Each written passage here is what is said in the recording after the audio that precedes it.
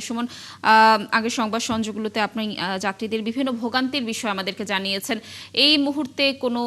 তথ্য পেয়েছেন কিনা বা অভিযোগ দেওয়ার পরে কোনো ধরনের কোনো কর্তৃপক্ষের তরফ থেকে ব্যবস্থা নেওয়া হয়েছে কিনা জানাবেন এ বিষয়ে।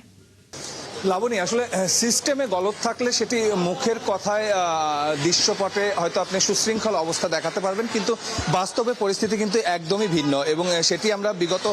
সংবাদগুলোতে দেখাচ্ছিলাম। মূল কথা হচ্ছে যে যারা এখানে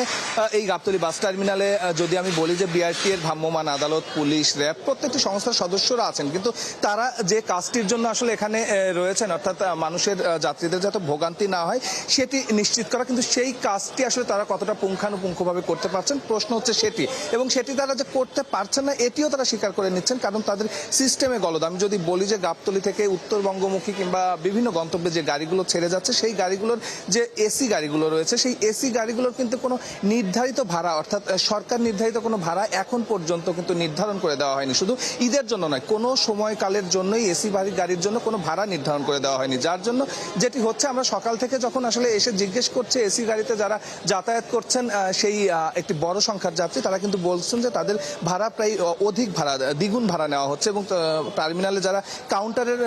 সঙ্গে যুক্ত আছেন তাদের যখন তারা বলছে, তারা কিন্তু এই কথাটাই বলছেন যে তাদের তো আসলে ভাড়া নির্ধারিত করা নাই, এবং তারা সারা বছর যে ভাড়াটি দিয়ে যাত্রী সেবা দিয়ে থাকেন সেটি হচ্ছে তারা হচ্ছে অনেকটা কনসিডার করে থাকেন, অনেকটা সেবামূলকভাবে তারা দিয়ে থাকেন, অর্থাৎ তারা লসে তাদের পরিবহন চালান এবং ঈদেই তারা একমাত্র ন্যায্য ভাড়া নেন। এবং এই কথাটি যখন আসলে নির্বাহী ম্যাজিস্ট্রেটকে এসে বলা হচ্ছে, তারা কিন্তু তাদের সেই অসহায়তা আমাদেরকে জানাচ্ছেন যে আসলে নির্ধারিত ভাড়া না থাকার কারণে তারা চাইলেও সেই পরিবহনগুলোতে গিয়ে আসলে কোনো রকম ব্যবস্থা নিতে পারছে না। তবে এটি শুধু এসি গাড়ির ক্ষেত্রে